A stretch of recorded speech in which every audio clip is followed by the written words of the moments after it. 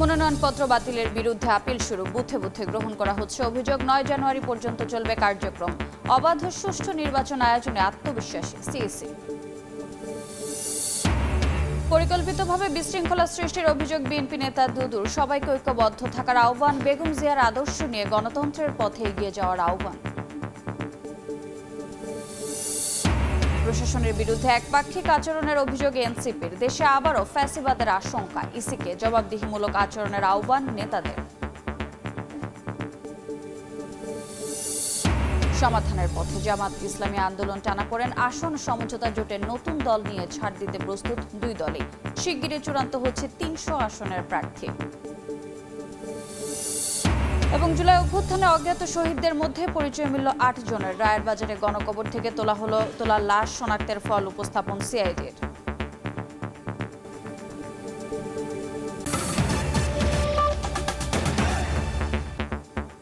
সময় সংবাদের সঙ্গে আছি আমি রোজা চৌধুরী। দ্বাদশ জাতীয় সংসদ নির্বাচনের মনোনয়নপত্র বাতিলের বিরুদ্ধে শুরু হয়েছে আপিল। কার্যক্রম চলবে 9 জানুয়ারি পর্যন্ত। সকালে নির্বাচন কমিশনে আপিল গ্রহণস্থল পরিদর্শন করে সিইসি জানান, এখন পর্যন্ত ভোটের পরিবেশ ভালো। সবার সহযোগিতায় অবাধ সুষ্ঠু নির্বাচন আয়োজনে আশাবাদী তিনি। সংক্ষুব্ধ প্রার্থী আর্থিক বা সরকারি সেবাদানকারী প্রতিষ্ঠান অথবা প্রার্থী কর্তৃক লিখিতভাবে ক্ষমতাপ্রাপ্ত কোনো ব্যক্তির আপিল দায়েরের সুযোগ পাচ্ছেন। এজন্য আগারগাঁওয়ে নির্বাচন কমিশন ভবনে কেন্দ্র স্থাপন করা হয়েছে। এছাড়া অঞ্চল ভিত্তিক 10টি বুথ স্থাপন করেছে নির্বাচন কমিশন। 10 থেকে 18 জানুয়ারি পর্যন্ত আপিলের বিরুদ্ধে শুনানি চলবে। 19 জানুয়ারি থাকছে প্রার্থিতা প্রত্যাহারের সুযোগ। 20 তারিখে প্রতীক বরাদ্দের পরদিন থেকে প্রচার চালাতে পারবেন প্রার্থীরা। আয়কর রিটার্নের কপি নাকি ওনারা পায় না। আমি ফটোকপি দিয়েছিলাম, কিন্তু মেইন কপিটা জমা দেই না আর কি, যার কারণে আমার মনোনয়নটি বাতিল করা হয়েছে। এখন আবার নিয়ে আসছি, এখন জমা দেব, আপিল করব। আমি ওনাকে রিকোয়েস্ট করেছি যে স্যার এই সংবিধানই যদি মানি, সংবিধানে তো অন্যান্য ধারাতে মানবতা আছে, তা আমাকে একটু মানবিক দৃষ্টিতে দেখান। 10 জন প্রার্থী ছিলাম, এর মধ্যে 5 জনকেই বাতিল করা হয়েছে এবং কঠোরভাবে। এখানে আমাদের 5 জনের মধ্যে কাউকে মানবতা দেখানো হয়নি। যখন নমিনেশন ফাইল করে অনেক লোক গিয়ে হাজির হয়, রিটার্নিং অফিসার ওখানে অনেক একটু ভিড় হয়, কিন্তু it will all be over ইনশাল্লাহ।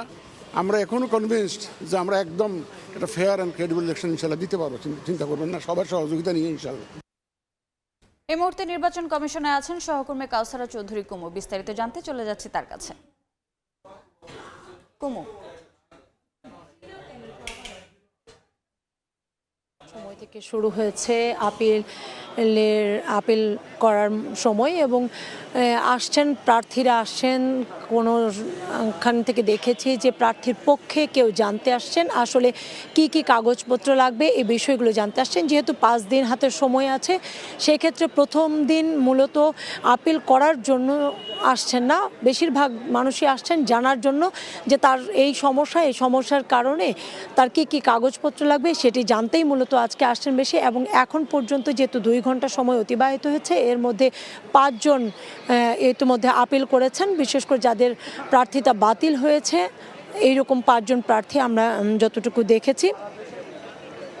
এবং যে সকাল 10টার সময় থেকে চলেছে, বিকেল 5টা পর্যন্ত চলবে। অর্থাৎ এইভাবে করে আগামী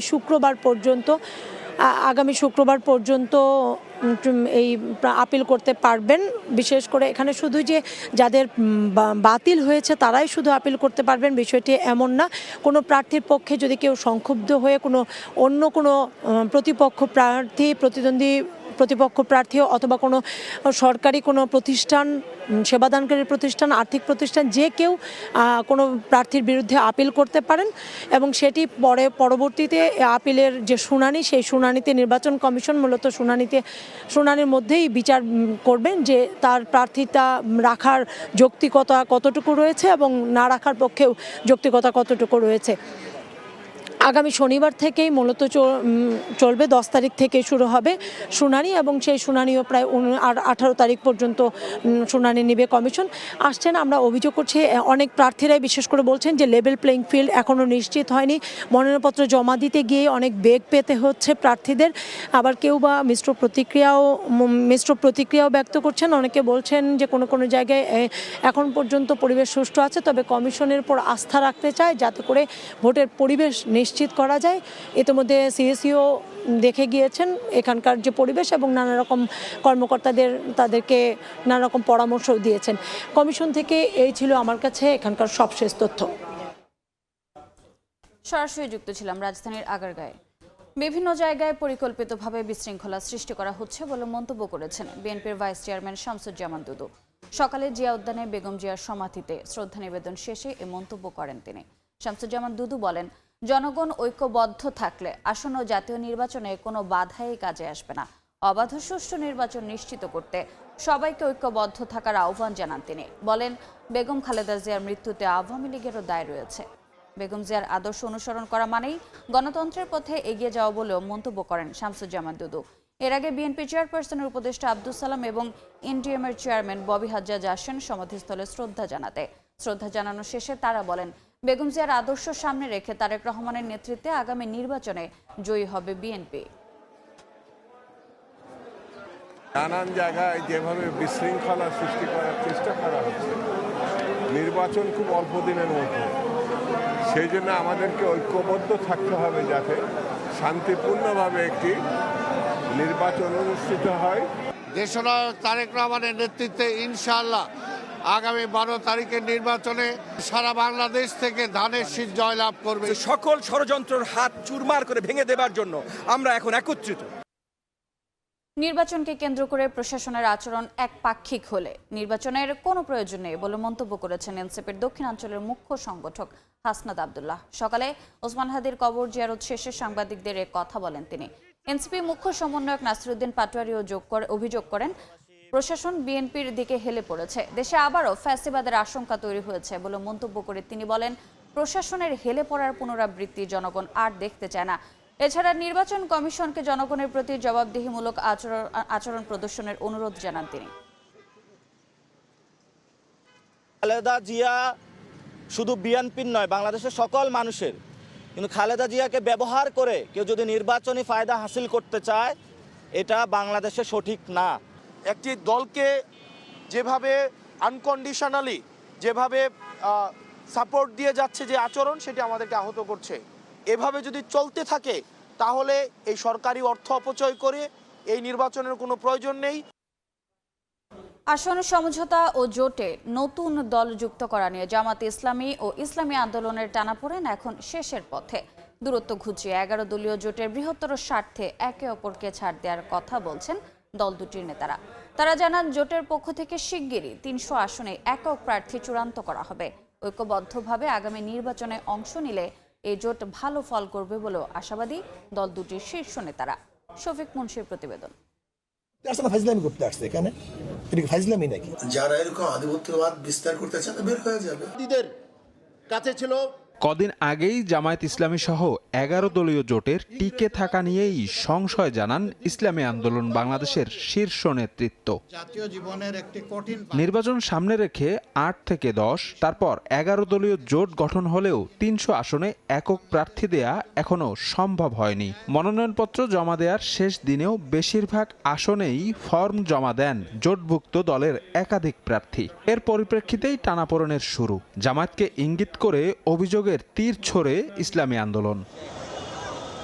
তবে সাম্প্রতিক আলোচনার পরিপ্রেক্ষিতে সম্পর্কের বরফ গলতে শুরু করেছে জামায়াত ও ইসলামী আন্দোলনের। শিগগিরই জোটের পক্ষ থেকে চূড়ান্ত প্রার্থী তালিকা ঘোষণা করা হবে বলেও জানান দল দুটির নীতি নির্ধারক পর্যায়ের নেতারা।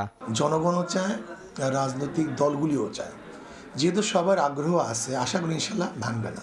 3-4-5 দিনের মধ্যে ইনশাল্লাহ আশা করি সমাধান হওয়া সম্ভব এবং হবেও বটে, এটাই মনে করি। সর্বোচ্চ আসনে আমরা বিজয়ী হতে চাই, সুতরাং আসনের সংখ্যার চেয়ে যাতে আমাদের টার্গেট থাকবে যে আমরা এমন করে সিলেকশন করব আসনগুলো, প্রার্থী এমন করে দেব যে তিনি যাতে এখানে উইন করতে পারে। সাম্প্রতিক টানাপোড়েনের পুনরাবৃত্তি ঠেকাতে উভয় দলকেই ছাড় দেওয়ার মানসিকতা রাখতে হবে বলেও জানান নেতারা। কথাগুলি আগে হয়ে গেছে, আমরা সেটা মনে রাখতে চাই না, পুনরাবৃত্তি না হয়। আমরা যেই আচরণগুলি বিগত দিনে করছি যাতে ঐক্যতা নষ্ট হয়, এই আচরণগুলি আমার থেকে যেন না হয়, কারোর থেকেই না হয়।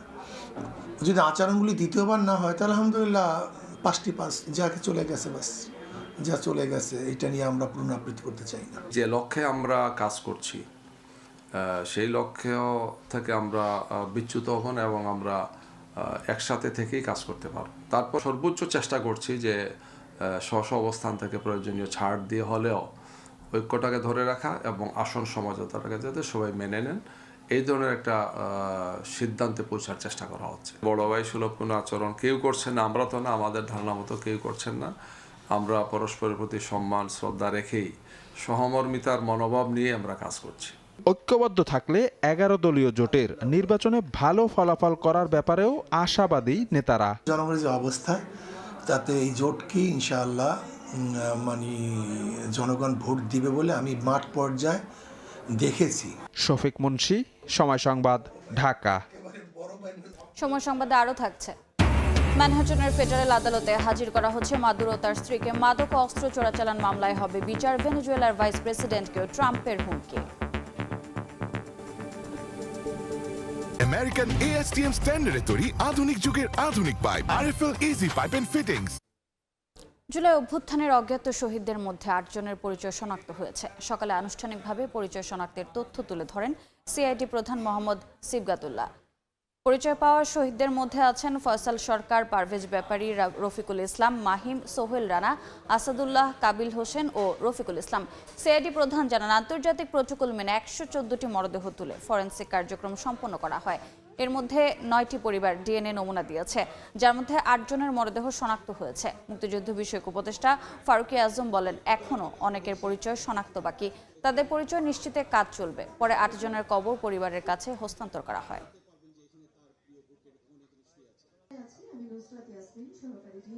এই কাজগুলো কি তো হয় ইন্টারন্যাশনালি একটি প্রোটোকল আছে যেটাকে মিনেসোটা প্রোটোকল বলে।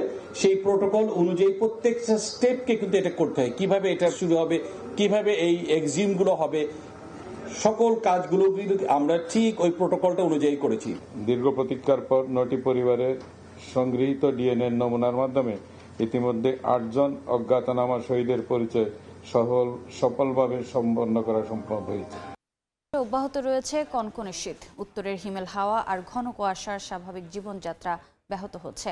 রাজশাহী বিভাগের পাশাপাশি আরও 4 জেলার উপর দিয়ে বয়ে যাচ্ছে মৃদু শৈত্যপ্রবাহ। দেশে আজ সর্বনিম্ন তাপমাত্রা রেকর্ড করা হয়েছে পাবনার ঈশ্বরদীতে 8.4 ডিগ্রি সেলসিয়াস। ভোরের কুয়াশায় ঢাকা সড়ক মাঠঘাট। সূর্যের দেখা পেতে অপেক্ষা করতে হচ্ছে অনেক বেলা। হিমেল হাওয়ায় কাঁপছে মানুষ। কনকনে শীতে সবচেয়ে বেশি ভোগান্তিতে শ্রমজীবী ও ছিন্নমূল মানুষ। কুয়াশার জন্য বিঘ্ন ঘটছে যান চলাচলে। অত্যধিক কুয়াশা, প্রচন্ড ঠান্ডা, গতবার থেকে অনেক বেশি ঠান্ডা এখানে। ঘর থেকে বের হওয়া যাচ্ছে না, ঘন কুয়াশা আবৃত। প্রচন্ড হাড় খাওয়ানো শীত, শীতে মানুষ খুব কষ্ট পাচ্ছে। ঘন কুয়াশায় প্রতিদিনই পাটুরিয়া, দৌলদিয়া, আরিচা, কাজিরহাট এবং দাওয়াপাড়া, নাজিরগঞ্জ নৌ রুটে 8 থেকে 10 ঘন্টা বন্ধ থাকছে ফেরি চলাচল। এতে দুর্ভোগ পোহাচ্ছেন পরিবহনের যাত্রী ও চালকেরা। প্রচুর কুয়াশার কারণে ফেরি চলছে আবার চলছে না। সবাই আর কি খুব দুর্ভোগের ভিতরে আছে, যাত্রীরা, মহিলারা, বাচ্চারা। কুয়াশা হলে ফেরিওয়ালারা কি করবে? স্টাফ রাই প্রচন্ড হাড় কাঁপানো শীত, শীতের ভেতর খুব কষ্ট হচ্ছে আমাদের। সোমবার দেশের সর্বনিম্ন তাপমাত্রা রেকর্ড করা হয় পাবনার ঈশ্বরদীতে 8.4 ডিগ্রি সেলসিয়াস। আবহাওয়া অফিস জানিয়েছে, দিনাজপুর, যশোর, চুয়াডাঙ্গা, কুষ্টিয়া জেলা সহ রাজশাহী বিভাগ দিয়ে মৃদু শৈত্যপ্রবাহ বয়ে যাচ্ছে। এদিকে কনকনে ঠান্ডায় মাদারীপুরের হাসপাতালগুলোতে বেড়েছে রোগীর চাপ। বেডের তুলনায় দ্বিগুণ রোগী ভর্তি হাসপাতালে। বেশি জটিলতায় শিশু ও বৃদ্ধরা। প্রতিদিন 1.5 থেকে 2,000 মানুষ চিকিৎসা নিচ্ছেন হাসপাতালে। তানজিল হাসনাত, সময় সংবাদ। Thai Aluminium. The better is now the best. সময় সংবাদে আরও থাকছে। বিশ্বকাপের ভেন্যু পরিবর্তনে বাংলাদেশের দাবি আমলে নিয়েছে আইসিসি। 2-1 দিনের মধ্যে আসতে পারে সিদ্ধান্ত। ভারতীয় ক্রিকেট বোর্ডের বিরোধিতা।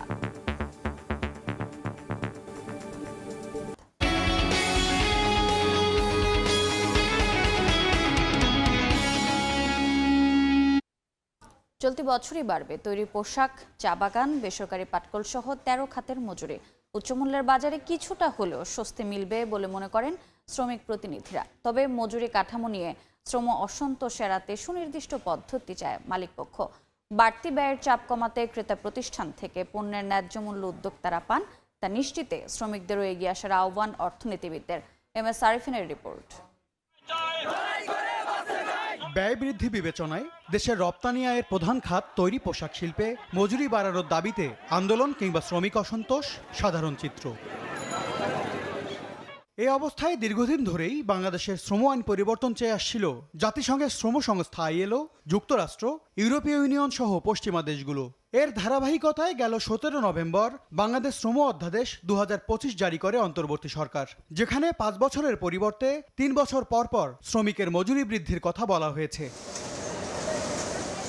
সবশেষ 2023 সালের 1 ডিসেম্বর তৈরি পোশাক খাতে ন্যূনতম মজুরি 8,000 থেকে বাড়িয়ে 12,500 টাকা নির্ধারণ করে দেয় নিম্নতম মজুরি বোর্ড। পোশাক ছাড়াও চা বাগান, বেসরকারি পাটকল, নিরাপত্তা কর্মী সেবা সহ 13 খাতে সবশেষ মজুরি কাঠামো কার্যকর হওয়ার 3 বছর পূর্ণ হয়েছে বা আগামী বছর পূর্ণ হবে। সে হিসাবে নতুন বিধানে এসব খাতে বাড়াতে হবে মজুরি। তাদের বেতনটা সবসময় একটা এমন জায়গা থাকে যে কোনো মতে তারা বেঁচে থাকে, তো সেইটার সময় আমাদের মজুরিটা যে 3 বছর করা হয়েছে, আমি মনে করি শ্রমিকদের জীবন মান উন্নয়নে এটা একটা ভূমিকা রাখবে। 3 বছর অন্তর মজুরি বাড়াতে আপত্তি নেই শিল্প উদ্যোক্তাদের। অনেক দিন নেগোসিয়েশন করে আমাদের এই শ্রম অসন্তোষ থেকে দূরে চলে আসতে আমাদের প্রোডাক্টিভিটি এবং প্রোডাকশন ডেফিনেটলি হ্যাম্পার করে এবং এটা বায়ারদের জন্য একটা রিস্কের কারণ হয়ে দাঁড়ায়। বেতন বৃদ্ধির চাপ যেন উদ্যোক্তারা সহজে বহন করতে পারেন, সেজন্য পণ্যের যৌক্তিক মূল্য নির্ধারণে ক্রেতা প্রতিষ্ঠানের সঙ্গে দর কষাকষিতে শ্রমিক সংগঠনগুলোকে এগিয়ে আসার পরামর্শ দিচ্ছেন অর্থনীতিবিদরা।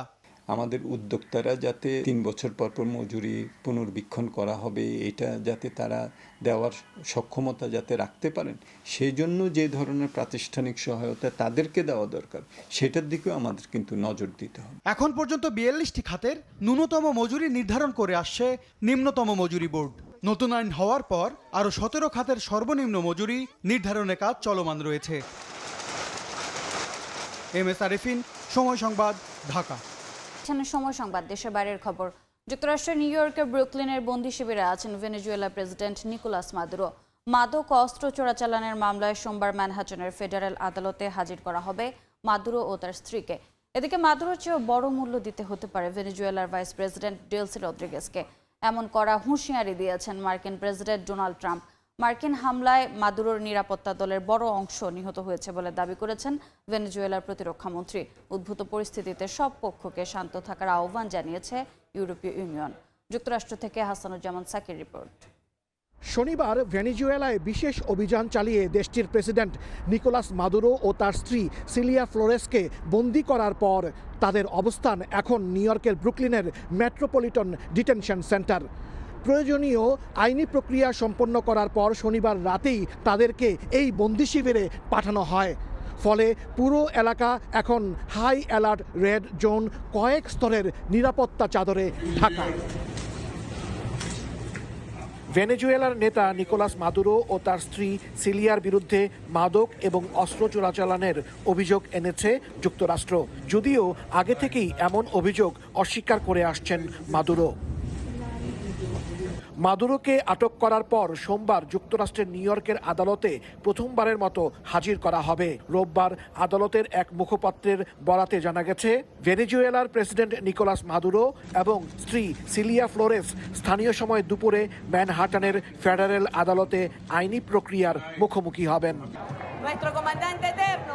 এদিকে ভেনেজুয়েলার আদালতের আদেশে দেশটির ভাইস প্রেসিডেন্ট ডেলসি রদ্রিগেজ অন্তর্বর্তীকালীন প্রেসিডেন্ট হিসেবে দায়িত্ব নিয়েছেন। সোমবার রদ্রিগেজকেও কড়া হুঁশিয়ারি দিয়েছেন মার্কিন president Donald Trump. The Atlantic সাময়িকীকে দেয়া সাক্ষাৎকারে মার্কিন প্রেসিডেন্ট বলেন, রদ্রিগেজ যদি সঠিক কাজ না করেন তবে তাকে নিকোলাস মাদুরোর চেয়েও বড় মূল্য দিতে হতে পারে। প্রেসিডেন্ট মাদুরোকে আটক করতে মার্কিন অভিযানের বিরোধিতা করায় জবাবে ডেলসি রদ্রিগেজকে এই সতর্কতা দেন ট্রাম্প। মাদুরোকে আটকের একদিন পর মার্কিন পররাষ্ট্রমন্ত্রী মার্কো রুবিও বলেছেন, ভেনেজুয়েলার সঙ্গে যুদ্ধে জড়ায়নি যুক্তরাষ্ট্র। ভেনেজুয়েলার বাকি নেতারা সঠিক সিদ্ধান্ত নিলে যুক্তরাষ্ট্র দেশটির সঙ্গে কাজ করতে প্রস্তুত বলেও মন্তব্য করেন তিনি। এদিকে মার্কিন অভিযানে মাদুরো আটক হওয়ার সময় তার নিরাপত্তা দলের সদস্যদের একটি বড় অংশ নিহত হয়েছেন বলে জানিয়েছেন ভেনেজুয়েলার প্রতিরক্ষা মন্ত্রী ভ্লাদিমির পাদ্রিনো। তবে টেলিভিশনে দেয়া বক্তব্যে পাদ্রিনো নিহতের সংখ্যা উল্লেখ করেননি। অপরদিকে ভেনেজুয়েলায় অভিযানে আহত মার্কিন সেনাদের শারীরিক অবস্থা স্থিতিশীল রয়েছে বলে জানিয়েছে হোয়াইট হাউস। রোববার জ্যেষ্ঠ এক কর্মকর্তার বরাত দিয়ে সিএনএন জানায়, অভিযানে আহত মার্কিন সেনাদের আঘাত হালকা ছিল এবং আহত সবাই স্থিতিশীল ও ভালো অবস্থায় রয়েছেন। ভেনেজুয়েলা ইস্যুতে সব পক্ষকে শান্ত থাকার আহ্বান জানিয়েছে ইউরোপীয় ইউনিয়ন। হাসানুজ্জামান সাকি, সময় সংবাদ, নিউ ইয়র্ক, যুক্তরাষ্ট্র। দেখছেন সময় সংবাদ। এবারে খেলার খবর। টি-20 বিশ্বকাপে নিজেদের ম্যাচের ভেন্যু পরিবর্তনে বাংলাদেশের দাবি আমলে নিয়েছে আইসিসি। বিচার বিশ্লেষণের পর 2-1 দিনের মধ্যেই সিদ্ধান্ত জানাতে পারে ক্রিকেটের সর্বোচ্চ সংস্থা। এদিকে আইসিসিকে বিসিবির চিঠি পাঠানোর বিষয়টি মোটেও ভালোভাবে নেয়নি ভারতীয় ক্রিকেট বোর্ড। বিশ্বকাপের ভেন্যু পরিবর্তনের অনুরোধের বিরোধিতা করছে বিসিসিআই। কিছু ভারতীয়র অদূরদর্শিতায় চরম সংকটে দক্ষিণ এশিয়ার ক্রিকেট। বাংলাদেশ ও ভারতের মধ্যকার চলমান পরিস্থিতিতে মোস্তাফিজের আইপিএলে অংশগ্রহণ হতে পারত দারুণ কিছু। কলকাতা নাইট রাইডার্সের খেলা উপলক্ষে বাংলাদেশি সমর্থকদের যেমন নজর থাকতো আইপিএলে, আবার ফিজ ভালো করলে ভারতীয় ফ্যানরাও তো সেলিব্রেট করতেন। কিন্তু তার হলো কই? মোস্তাফিজকে আইপিএল থেকে ছেটে ফেলে বিসিসিআই, আর স্বাভাবিকভাবেই বিসিবি কর্তারাও হাত গুটিয়ে বসে থাকেনি। একজন ক্রিকেটারের নিরাপত্তা নিশ্চিতে যারা ব্যর্থ, তাদের দেশে পুরো দলকে বিশ্বকাপ খেলতে পাঠানো কতটা যৌক্তিক? তাই আইসিসির কাছে ভেন্যু পরিবর্তনে চিঠি পাঠিয়েছে বিসিবি। এই চিঠির পর আতে ঘা লেগেছে বিশ্বের সবচেয়ে ধনী বোর্ড কর্তাদের গায়ে। ভারতীয় কিছু মিডিয়াও যেমন আক্রমণাত্মক ভাষায় বাংলাদেশকে হেয় করার চেষ্টা করছে, বিসিসিআই এর সুরও তেমনই। সম্প্রচার, যাতায়াত, ক্রু সহ নানা অজুহাত দেখিয়ে এই মুহূর্তে কোনোভাবেই বাংলাদেশের ম্যাচ ভারত থেকে সরিয়ে শ্রীলঙ্কায় করা সম্ভব নয় বলে দাবি করছে তারা। যদিও আইসিসি কিছুটা কৌশলী, বিশ্ব ক্রিকেটের নিয়ন্ত্রক সংস্থা বাংলাদেশের কাছ থেকে একটু সময় চেয়ে নিয়েছে। চিঠির বিষয়টি আমলে নিয়েছে তারা। বিসিসিআই যেমন বলছে ভেন্যু পরিবর্তন সম্ভবই না, তেমন গোয়ার তুমি করছে না আইসিসি। জানা গেছে 2-1 দিনের মধ্যে এ বিষয়ে চূড়ান্ত সিদ্ধান্ত আসতে পারে। যদিও বাংলাদেশি সমর্থকদের মনে কিছুটা সংশয়ের জায়গা থেকেই যাচ্ছে, কেননা আইসিসির চেয়ারম্যান জয় শাহ নিজেই ভারতীয় এবং বিসিসিআই এর সভাপতিও ছিলেন তিনি। বিশ্ব ক্রিকেটের নানা সিদ্ধান্তে তার যে স্পষ্ট প্রভাব থাকে তা তো সবারই জানা। তাই শেষ পর্যন্ত নিরপেক্ষ ভেন্যুতে বাংলাদেশের ম্যাচ রেখে সুন্দর একটা সমাধান তিনি দেবেন কিনা তা নিয়ে একটা প্রশ্নের জায়গা অনেকের মনে রয়েই যাচ্ছে। মাকসুম আলম খান, সময় সংবাদ, ঢাকা। সময় সংবাদের শীর্ষ সংবাদগুলো জানিয়ে দিচ্ছে আরেকবার। মনোনয়নপত্র বাতিলের বিরুদ্ধে আপিল শুরু, বুথে বুথে গ্রহণ করা হচ্ছে অভিযোগ। 9 জানুয়ারি পর্যন্ত চলবে কার্যক্রম। অবাধ সুষ্ঠু নির্বাচন আয়োজনে আত্মবিশ্বাসী সিএসি। পরিকল্পিতভাবে বিশৃঙ্খলা সৃষ্টির অভিযোগ বিএনপি নেতা দুদুর। সবাইকে ঐক্যবদ্ধ থাকার আহ্বান। বেগম জিয়ার আদর্শ নিয়ে গণতন্ত্রের পথে এগিয়ে যাওয়ার আহ্বান। এবং প্রশাসনের বিরুদ্ধে একপাক্ষিক আচরণের অভিযোগে এনসিপির। দেশে আবারও ফ্যাসিবাদের আশঙ্কা, ইসিকে জবাবদিহিমূলক আচরণের আহ্বান নেতাদের।